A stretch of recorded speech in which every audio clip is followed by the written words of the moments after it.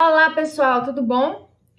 Vamos dar continuidade aos nossos estudos, né? Finalizando com essa aula de hoje o estudo dos crimes contra o patrimônio.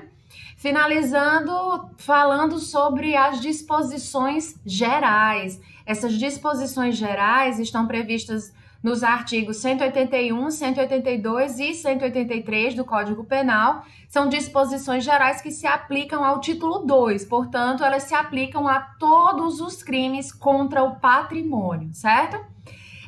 Nessas disposições gerais estão presentes as chamadas escusas absolutórias, né? E as escusas relativas, bem como as situações em que nenhuma e nem outra podem ser aplicadas. Vamos falar sobre cada uma delas a partir de agora. Bom, as escusas absolutórias, que também são chamadas de imunidade absoluta, elas estão previstas no artigo 181 do Código Penal. O caput do 181 diz: é isento de pena quem comete qualquer dos crimes previstos nesse título em prejuízo do cônjuge, inciso 1, do cônjuge na constância da sociedade conjugal. 2, de ascendente ou descendente, seja o parentesco legítimo ou ilegítimo, seja civil ou natural. Primeira coisa que eu quero chamar a atenção de vocês é que esse artigo 181, vou utilizar aqui o marca-texto, ele não diz que não há crime. Ele diz que o autor do crime é isento de pena. O fato não é atípico, o fato é típico, mas existe uma dispensa do cumprimento da pena, ok? Vocês vão ver entendimentos distintos, né? Vão dizer que é um fato atípico porque não existe a culpabilidade de uma pessoa. Assim, o fato, portanto, não é culpável. Enfim, existem entendimentos diversos, né? Mas eu quero colocar para vocês o entendimento aqui que eu acredito seja o mais acertado, né? Entende-se que o fato é típico, houve um crime, alguém cometeu um crime, mas não vai ser punido, né? Apenas é excluída a punição do agente que cometer o crime previstos neste título, portanto, estamos falando apenas de crimes contra o patrimônio, né? Essas disposições todas que nós estamos estudando, como eu já falei, se aplicam apenas aos crimes contra o patrimônio, e desde que qualquer um desses crimes previstos contra o patrimônio sejam praticados em prejuízo dessas pessoas aqui, ó. Então, nesse inciso 1, traz a imunidade para o agente que comete um crime contra o patrimônio contra o cônjuge, na constância da sociedade conjugal, né? Então, quando a vítima é um cônjuge, o Código Penal, ele visa a manutenção da harmonia em família, né? Então, por isso que ele prevê uma causa pessoal de isenção de pena, né? Ele prevê uma causa pessoal, leva em consideração a condição de quem praticou o crime, né? E da vítima, obviamente, né? Então, é uma condição pessoal que isenta de pena. E por isso que nós dizemos que é uma imunidade absoluta, né? Tem uma isenção da pena. Não existe, então, a punição para aquela pessoa. Não é aplicada a punição para aquela pessoa, né? Vamos lá. Do cônjuge na constância da sociedade conjugal. Esse crime, ele deve ter acontecido enquanto se mantém a sociedade conjugal. Antigamente tinha uma história do separado de fato, né? São institutos no âmbito civil sobre essa questão dos separados de fato, né? E vocês vão ver que existe toda uma discussão acerca do tempo em que se dá o fim da sociedade conjugal após estarem separados de fato, né? Por exemplo, o Flávio Tartucci, que é um dos civilistas mais importantes hoje em dia, ele diz que Se a separação de fato ocorrer por tempo considerável, significa que a sociedade conjugal está extinta, né? Tem inclusive julgado do STJ sobre isso. Bom, independentemente disso, vamos aqui focar no penal, né?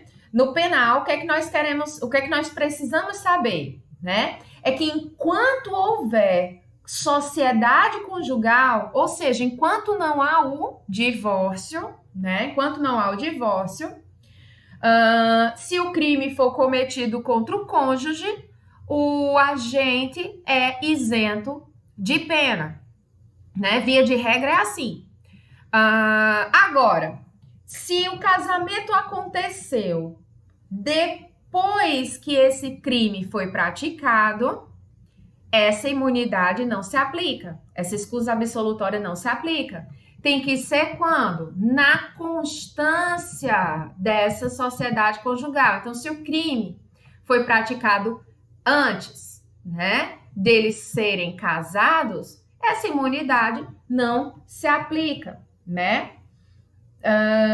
Ou se já estiverem divorciados, também essa imunidade não vai ser aplicada, não vai ter essa isenção, né? Aqui a intenção é manter a família. Professor, isso se aplica àqueles que vivem em união estável? Será que poderão se beneficiar desse instituto da escusa absolutória aquele réu que praticou o crime, aquela ré que praticou um crime patrimonial contra o seu esposo, contra o seu companheiro, aquele com a qual ela vive em união estável? Bom, o STF, né, inclusive, já reconheceu a união estável para casais do mesmo sexo, né? É considerado casados. Eu tive que pausar aqui, atender uma ligação, agora estou voltando para a nossa aula. Bom, o STF, ele já reconheceu a união estável para casais do mesmo sexo, né? E essa decisão, ela repercute, sim, na seara penal, né? Nesse caso, dessas escusas absolutórias, nas relações homoafetivas, né? Então, tanto a união estável, casamento, o que for, né? Sendo uma entidade familiar, majoritariamente entende-se de que é possível sim a aplicação dessa escusa absolutória. Vocês vão encontrar doutrinadores discordando desse entendimento, dizendo que é hipótese taxativa, traz aqui que é só na constância da sociedade conjugal, mas venhamos e convenhamos, né, pessoal? O nosso Código Penal é antigo, né? Eu acredito que a lei, nesse caso, que deve se adaptar às mudanças sociais ocorridas. Nessa época não existia isso de união estável, né? Não como entendemos hoje. Então, acredito que deve ser aplicado sim esse instituto e ser isento de pena, por exemplo, a companheira que praticou o crime contra o patrimônio contra o seu companheiro na constância da união estável, não importando o sexo do casal, né? Inclusive. Inciso 2, né? Questão do se o crime for praticado em prejuízo, ou seja, se a vítima for ascendente ou descendente, seja parentesco legítimo ou ilegítimo, seja civil ou natural, tá? Então, aqui abrange os parentes em linha reta, não tem grau de limitação, né? Ele não coloca grau de limitação. Os parentes em linha reta são os ascendentes ou descendentes, né? Independentemente da natureza desse parentesco, né? Na verdade, nem existe mais tanto essa definição legítimo ou ilegítimo, né? Nem existe mais essa história de filho legítimo, filho ilegítimo, tudo é filho. Enfim, então é aplicado sem limitação do grau de parentesco. Então, não precisa ser de primeiro grau, de segundo grau. Não tem essa limitação, tá? Então, por exemplo, o filho cometeu um crime patrimonial, por exemplo, um furto contra o seu pai, né? Ele pode estar abarcado por essa isenção de pena, por essa escusa absolutória ou essa imunidade absolutória aqui do inciso 2 do artigo 181. Bom, dando continuidade, vamos falar agora sobre a escusa relativa, também é chamada de imunidade relativa. O artigo 182 diz que somente se procede mediante representação se o crime previsto neste título é cometido em prejuízo do cônjuge, desquitado ou judicialmente separado, de irmão legítimo ou ilegítimo, de tio ou sobrinho, com quem o agente coabita. Então, olha só, aqui o caput do 182 diz que a ação penal somente se procede mediante representação. Tem o mesmo propósito do artigo anterior, né? Só que trata de hipóteses diversas.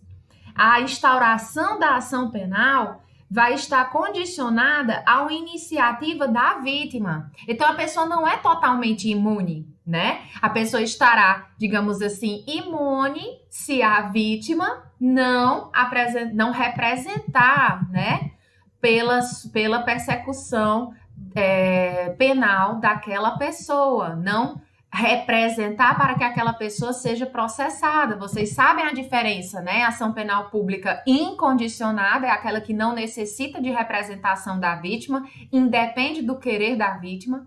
E temos a ação penal pública condicionada à representação, em que a vítima precisa manifestar o seu desejo perante as autoridades de ver aquela pessoa sendo processada, julgada e punida pelo fato, né, que cometeu, pelo fato criminoso que cometeu.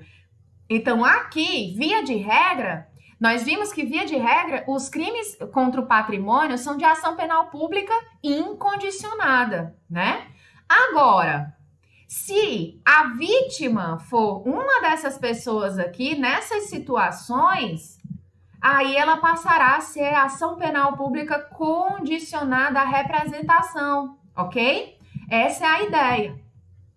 Então, aqui nós temos 3 hipóteses, né, em que aquele que comete o crime patrimonial é beneficiado pela existência da chamada condição de procedibilidade.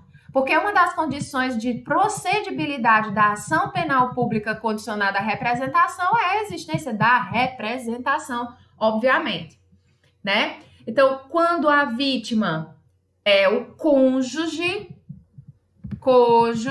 desquitado ou judicialmente separado, né? Aqui é um pressuposto, portanto, para iniciar a ação penal. Se está a ideia é que se está separado, se está divorciado e o crime é cometido, né, por um dos chamados ex-cônjuges, né? E aí também se aplicariam para os ex-companheiros, né? Aqueles que já viveram em união estável. Se o crime for praticado por um em prejuízo do outro, nessa situação, a ação penal somente irá acontecer se houver a representação da vítima. Então, por exemplo, um ex-cônjuge ou um ex-companheiro furtou um determinado patrimônio do ou da ex-companheira. Seria aqui o caso de aplicação desse instituto do 182. Só haverá ação penal se houver representação da vítima, né? Entra também aqui o irmão, né? Não existe mais isso, já não existe mais essa diferença de irmão legítimo nem irmão ilegítimo, né? Irmão, mais uma vez mostra como o nosso Código Penal já está inadequado, né? O texto dele já não acompanha mais a evolução da sociedade. Que mais? Tio ou sobrinho com quem o agente coabita. Olha como é importante isso daqui. Não é qualquer tio, não é qualquer sobrinho. É com quem o agente coabita. Não basta ser tio, não basta ser sobrinho. Mais uma vez, a lei exige que o agente com ele coabite, né? E não é coabitar de forma passageira, é de forma duradoura, né? Não importa o local em que o delito foi praticado. Digamos que o tio furtou o sobrinho no meio da rua, não importa. Eles coabitam? É de forma duradoura? Tá? Nem que sejam, o tio passa os finais de semana na casa do sobrinho. Isso é algo duradouro? Então se aplica, ok? Se aplica sim. O sentido de coabitação, pessoal, não vai abranger visitas esporádicas, nem visitas temporárias, né? Não deve existir uma residência em comum, nem que não seja de todos os dias na semana, mas que exista uma habitualidade, entende? Uma constância nessa coabitação, né? Então, aqui, no momento do crime, deve existir essa coabitação entre tio ou tia, né, e sobrinho ou sobrinha. E se o crime acontecer, obviamente, antes ou depois dessa coabitação, não se aplica essa escusa relativa, né? O crime vai ser de ação penal pública incondicionada. Bom, vamos falar agora sobre a possibilidade dessas escusas, tanto as absolutas quanto as relativas, não serem aplicadas. É a questão da inaplicabilidade das escusas, tá? Então, o que é que diz o artigo 183 do Código Penal? Diz que não se aplica o disposto nos dois artigos anteriores se o crime é de roubo ou de extorsão, ou, em geral, quando haja emprego de grave ameaça ou violência à pessoa. Inciso 2, ao estranho que participa do crime. Inciso 3, se o crime é praticado contra pessoa com idade igual ou superior a 60 anos. Minha gente, aqui no 183, nós temos hipóteses em que não incidirão nem a do 181 e nem a do 182, né? Essas escusas, elas não se aplicam quando o crime é cometido com emprego de violência ou grave ameaça à pessoa. Exemplo, professora, crime de roubo, crime de extorsão mediante sequestro, né? Não entra o dano porque o dano não emprega necessariamente, né? O dano simples não emprega violência contra a pessoa, é violência contra a coisa, né? A dependendo do tipo de dano, pode ou não estar abarcado por essa situação do 183. A atuação aqui, pessoal, do agente, a forma como ele atua, né, com violência ou grave ameaça à pessoa, torna a infração muito mais grave. É por isso que existe o interesse do Estado, né, em punir, mesmo que isso signifique causar aí pelo menos um tumulto nos laços familiares, né? Aqui o que vai prevalecer é o interesse pela punição e não o interesse pela manutenção dos laços familiares, tá? Aqui também não se aplicam essas escusas ao estranho que participar do crime. Se alguém comete um furto, por exemplo, contra seu próprio pai, e para isso conta com a ajuda de um amigo, né, por exemplo, esse amigo, obviamente, não vai se beneficiar dessa imunidade, né? Por quê? Porque não há relação familiar nenhuma a ser protegida, né? E eu já disse para vocês, são situações pessoais do agente, então elas não se comunicam com o coautor, né? Lembrando também que a incidência, por exemplo, do 181, vou voltar aqui, ó, do 181, por exemplo, ascendente, descendente, aqui, ó, a incidência do 181 em relação ao filho não faz desaparecer o crime. É apenas uma hipótese de que, como eu já falei desde o início, de isenção de pena. O fato não é atípico, certo? Existiu o crime, só que não vai ser aplicada a punição, né? Então, por fim, aqui, se o crime é praticado contra pessoa com idade superior, igual ou superior a 60 anos, né? Então, afastamos as escusas se o crime é praticado contra pessoa com idade igual ou superior a 60 anos. Aqui nós temos a vítima, a pessoa idosa, né? Então, a punição é aplicada independentemente da relação de parentesco. Então, por exemplo, um filho pratica um crime de furto contra o seu pai, né? Crime de furto, não existe violência nem grave ameaça, aplica a escusa absolutória do artigo 181.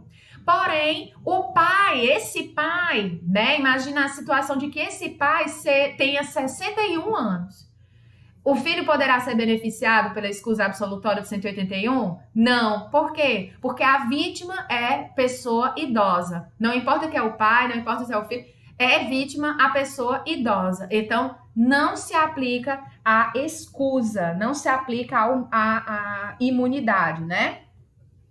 Então, se a vítima é pessoa idosa, a punição é aplicada independentemente dessa relação de parentesco.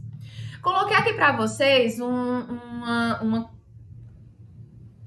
curiosidade, né, digamos assim, um plus para a nossa discussão ficar um pouco mais interessante para quem quiser depois pesquisar, ler um pouco sobre isso, dá até um artigo, quem quiser fazer, né, com a minha orientação, se também o desejar. Com o advento da Lei Maria da Penha, que trata dos crimes de violência doméstica e familiar contra a mulher, a Lei 11.340 de 2006, passaram a existir doutrinas que defendem que nos crimes patrimoniais praticados contra a mulher, nesse contexto doméstico e familiar, mesmo que tenham sido praticados sem violência, também não permitem as imunidades do artigo 181 e 182. É como se houvesse um acréscimo ao artigo 183, sabe? O artigo 183, ele diz que se for contra pessoa maior de 60 anos, e aqui, se o crime é de roubo ou de extorsão, ou em geral, quando há o emprego de grave ameaça ou violência. Então, via de regra, se o crime contra o patrimônio, né, por exemplo, do cônjuge, for praticado sem violência ou grave ameaça à pessoa, a pessoa estaria abarcada pela escusa absolutória, e se for o ex-cônjuge, estaria abarcado pela escusa relativa, né? Se não for com violência ou grave ameaça à pessoa. Mas tem entendimento hoje de que, mesmo os crimes, se for praticado contra a mulher, né? Praticado contra a mulher, se for um crime de violência doméstica e familiar contra a mulher, mesmo que não seja praticado com grave ameaça ou com violência, como, por exemplo, furto, o agente não pode ser beneficiado pelas escusas absolutórias do 181 e 182. Se vocês lerem Maria Berenice Dias, né, por exemplo, ela coloca que a Lei Maria da Penha também reconheceu a chamada violência patrimonial. E nessa violência patrimonial, em que a vítima é a mulher e mantém com o autor da infração um vínculo de natureza familiar, não pode mais ser justificado o afastamento da pena a esse infrator, né? Essa pessoa que pratica um crime contra o seu próprio cônjuge, contra o seu próprio companheiro, sua própria companheira, né? Violência doméstica e familiar contra a mulher. Então, existem entendimentos nesse sentido. Agora, também existem entendimentos contrariando esse entendimento da Maria Berenice Dias, né? A Maria Berenice, por exemplo, salvo engano, o Sanches, ele fala que a Lei Maria da Penha, né? A Lei Maria da Penha, se a gente não, com o advento dela, se a gente não permitir a imunidade para o marido que furta a mulher e permitir essa imunidade para a mulher quando furta o marido, nós estaríamos ferindo o princípio constitucional da isonomia, né? E que, aliás, a Lei Maria da Penha, ela deve garantir à mulher vítima de violência doméstica e familiar contra a mulher uma especial proteção, né? E não simplesmente a mulher, né? Mesmo quando autora. Então, nós temos aqui, de acordo com esse entendimento, que essa Lei Maria da Penha, ela não altera o entendimento que nós já conversamos sobre o artigo 183, né? Que embora tenha previsto na Lei Maria da Penha a violência patrimonial como um dos tipos de violência que podem ser cometidos no âmbito do doméstico e familiar contra a mulher, a Lei Maria da Penha não revogou, nem expressamente, nem tacitamente, o artigo 181 do Código Penal, 182, não revogou, né? Esses artigos continuam valendo, persiste, portanto, a imunidade, né, do artigo 181, quando a violência é praticada contra a mulher no ambiente doméstico e familiar, porque na própria legislação vigente existe a previsão de medidas cautelares específicas para a proteção do patrimônio da própria mulher, né?